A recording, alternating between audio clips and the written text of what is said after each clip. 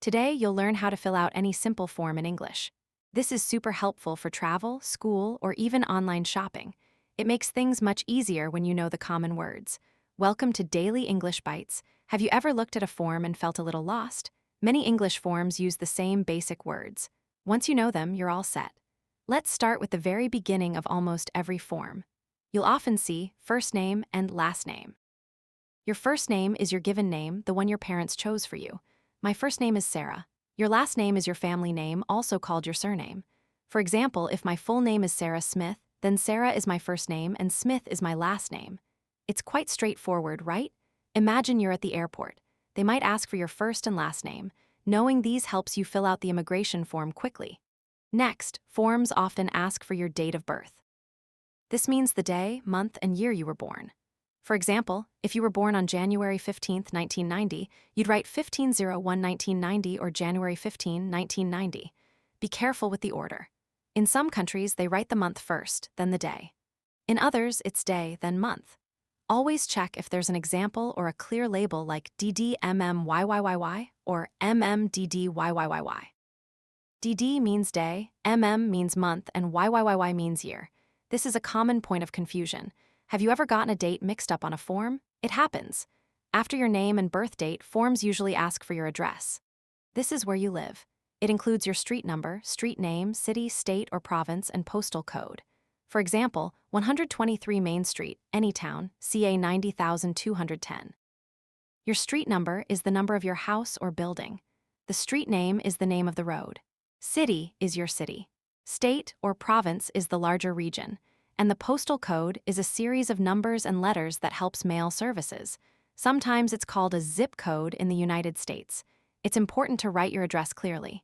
If you're receiving something important, like a new bank card, you want it to arrive at the correct place. So filling in your address accurately is really important. Let's recap a little. We've covered first name, last name, date of birth, and address. These are foundational on almost any form you encounter. Think about signing up for a library card. You'd need all of these details, or perhaps you're ordering something online. The delivery company needs your correct address. It's all connected to everyday tasks. Now, let's talk about contact information. This usually means how someone can reach you. The most common contact information points are phone number and email address.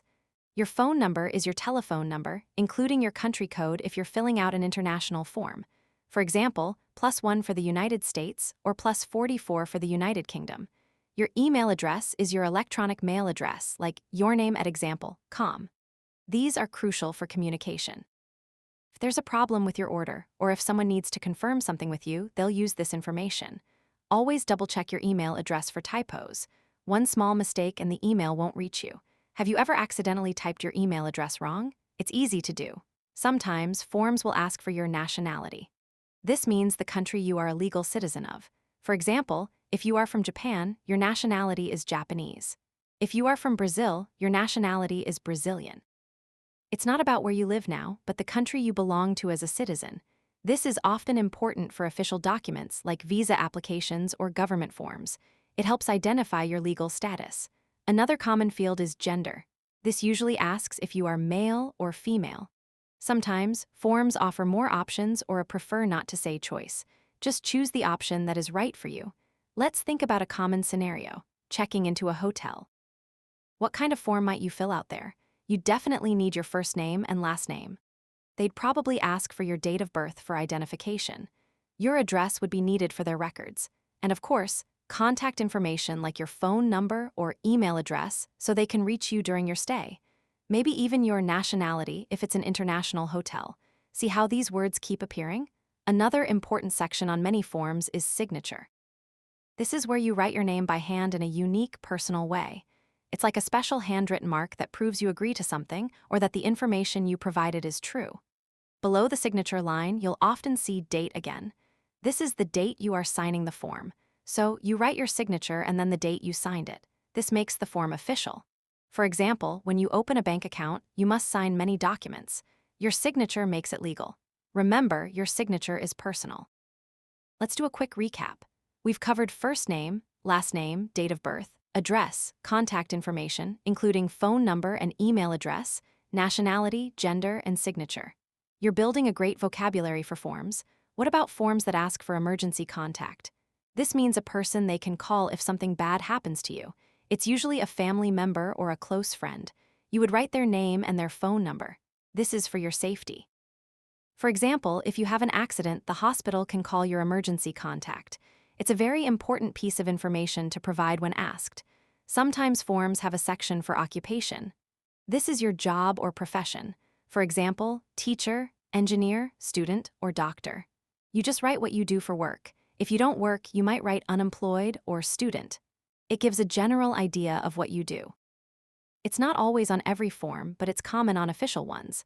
Finally, many forms have declaration or terms and conditions. This is usually a small paragraph that says you agree to something. You might see a box to tick or check to show you agree.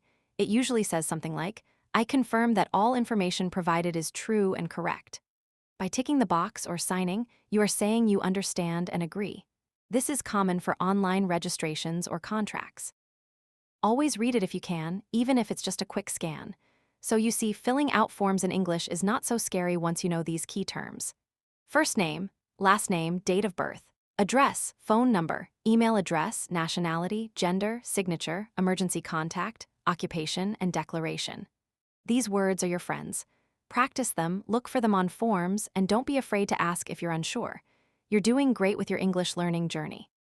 Keep practicing. Thanks for joining me on Daily English Bites.